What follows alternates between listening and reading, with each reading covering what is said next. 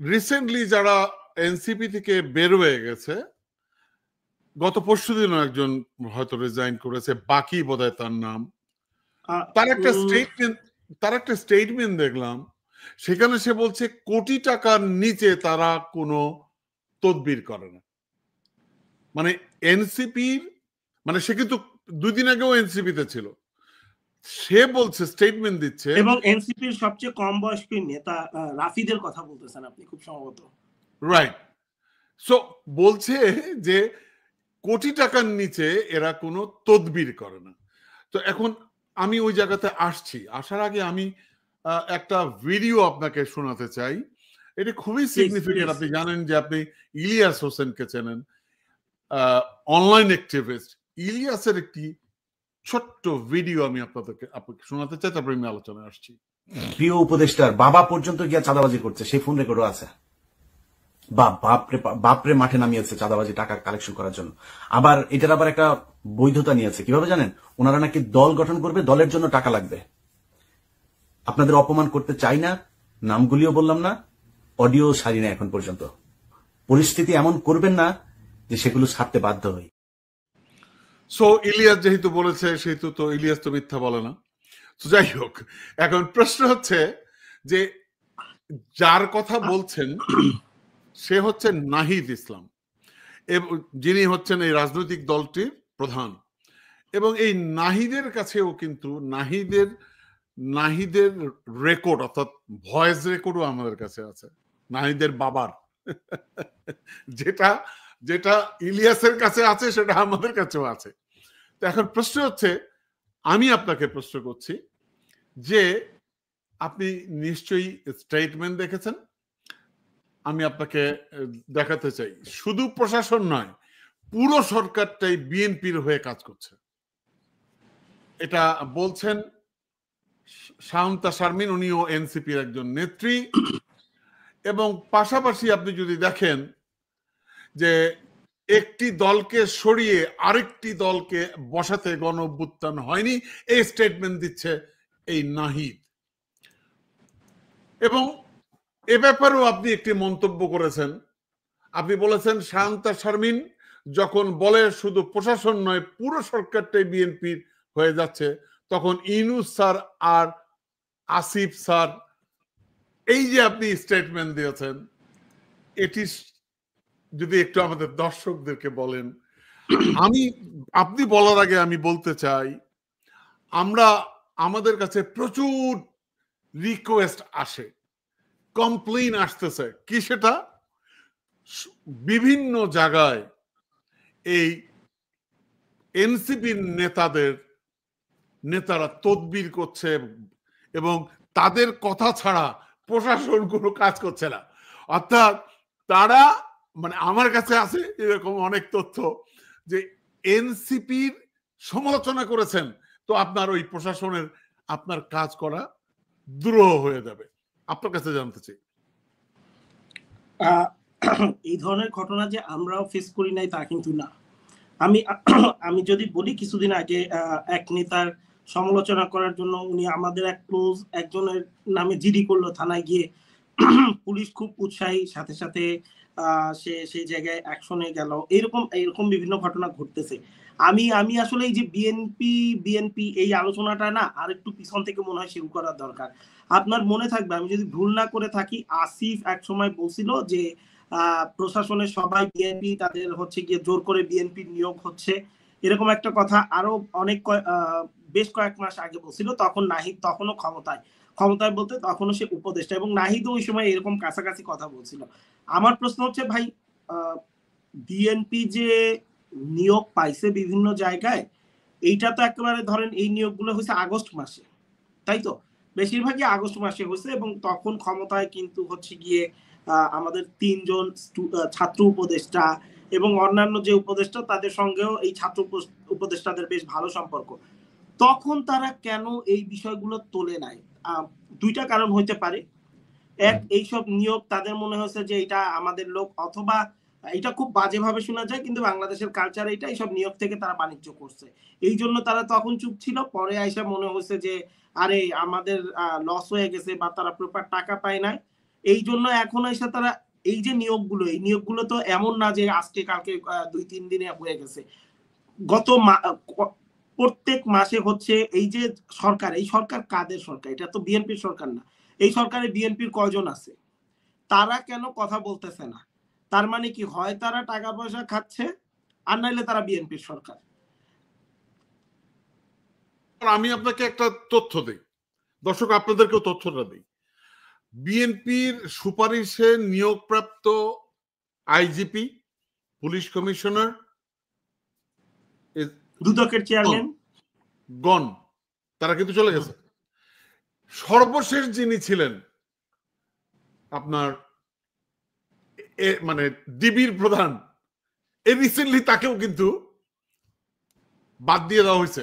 আমি একটা পোস্টার আপনাদেরকে দেখাতে চাই। এটা হচ্ছে, আপনি জানেন জুলকারনাইন সামি একটি স্টেটমেন্ট দিয়েছেন, মানে টাইমলাইন থেকে নেওয়া। উনি বলছেন রেজাউল করিমকে সরিয়ে আওয়ামী লীগের পথ সুগম করছে কে? ডিবি প্রধান রেজাউল করিম মল্লিককে সরিয়ে দেওয়ার পর ঢাকার বিভিন্ন স্থানে আওয়ামী সদস্যরা কমপক্ষে 2 বার প্রকাশ্যে মিছিল করেছে এবং আরো মিছিলের প্রস্তুতি গ্রহণ করছে। রেজাউল করিমকে সরিয়ে আওয়ামী লীগের পথকে সুগম করছে কে? উনি প্রশ্ন করেছেন। এই প্রশ্ন আপনার কাছে আমার, আপনি একজন অনুসন্ধানী সাংবাদিক, আমার একই প্রশ্ন। না, পথ সুগমের চেয়েও মূল বিষয়টা যে হচ্ছে, আমি যদি ভাই একটু পলিটিক্যালি বিশ্লেষণ করি, এনসিপি আসলে এই মুহূর্তে দেশের পলিটিক্যালি কি প্লেয়ার কারা? 4টা কি প্লেয়ার আছে। আমি গত পরশুদিন বা গতকালকেও লিখছি, এই মুহূর্তে দেশের 4টা কি প্লেয়ার। একটা যদি বলি সেটা হচ্ছে এনসিপি, দ্বিতীয় যদি বলি জামায়াতে ইসলাম, 3 নম্বরে আওয়ামী লীগ, যেহেতু আওয়ামী লীগের নিবন্ধন এখনো আছে, এবং হচ্ছে বিএনপি। এই 4টাই তো আমাদের এখন পলিটিক্যালি কি প্লেয়ার, যারা হচ্ছে মাঠে খেলতেছে। আমরা যদি বলি এনসিপির এখন পর্যন্ত নিবন্ধনের কোনো কিছুই হয় নাই। তাদের একটা মাত্র কেন্দ্রীয় দল আছে, জেলা পর্যায়ের দলগুলো নিয়ে নানা ধরনের বিশৃঙ্খলা, সেই জায়গায় নানান কেওয়াস চলতেছে।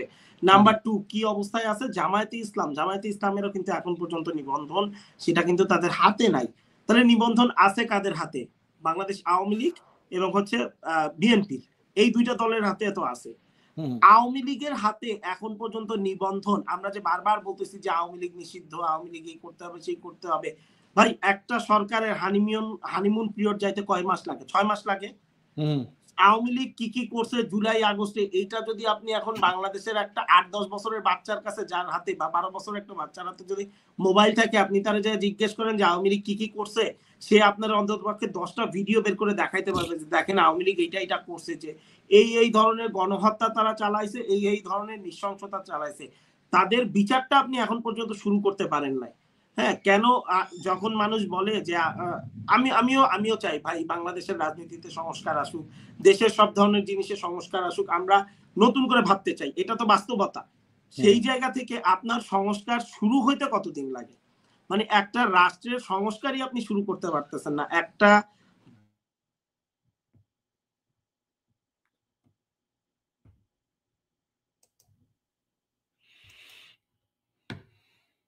আপনি মানে তাদের আপনি বিচার শুরু করতে পারেন নাই, তারা ফিরে আসতেছে। কাজেই এই জবাবগুলো কি শুধুমাত্র বিএনপির একার দিতে হবে?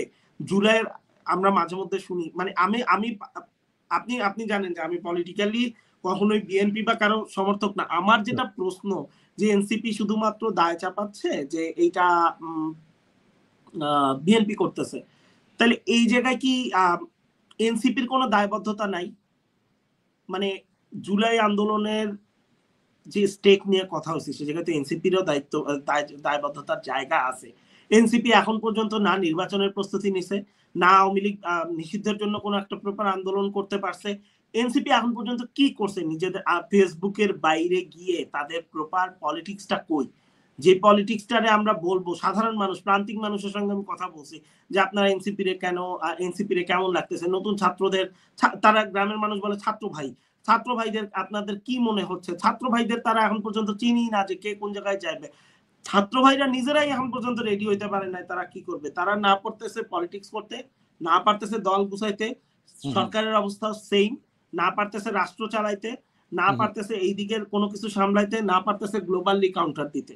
সব জিনিস এমন বেড়াছাড়া করে রাখছে। এখন কেন বিএনপির কথা বারবার কেন আসতেছে? এই মুহূর্তে বড় দল হিসাবে বিএনপি রয়ে গেছে, আর পুরাতন দল হিসাবে বিএনপি। এই জন্য সব জায়গায় বিএনপির নাম আসতেছে। আর আমি ওই দিন একজন সাংবাদিকের সঙ্গে কথা বলতেছিলাম, উনি একটা গ্লোবাল হাউসে কাজ করে, তা আমি তারা বলতেছিলাম আপনার কি মনে হয় আমাদের কারে কারে নিয়োগ দেওয়া উচিত ছিল, ধরেন বড় বড় পয়েন্ট গুলো আমি কতগুলো পজিশন তারে লিখে দিছিলাম যে এই জায়গাগুলোতে কে কে যোগ্য আছে আপনি একটু বলেন তো। এর মধ্যে আমি উপদেষ্টা ওই বিভিন্ন মন্ত্রণালয়ে দিলাম। উনি আমারে বললো যে ভাই গত 16 বছরে অবস্থা এমন হয়েছে যে আপনার আসলে নিয়োগ দেওয়ার মতো যদি আপনার যোগ্য লোক খুঁজতে হয় তাহলে বের করতে হয় আওয়ামী লীগ থেকে, কিছু লোক আছে আওয়ামী লীগে। এখন আপনি চিন্তা করলেন আপনি এদের নিয়োগ দিবেন না, তাইলে কাদের নিয়োগ দিতে হবে?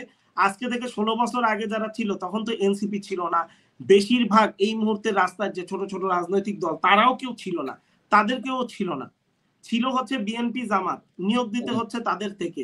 এখন তারা কেউ কেউ তাদের পুরাতন চরিত্রে রয়ে গেছে, এটা বাস্তবতা।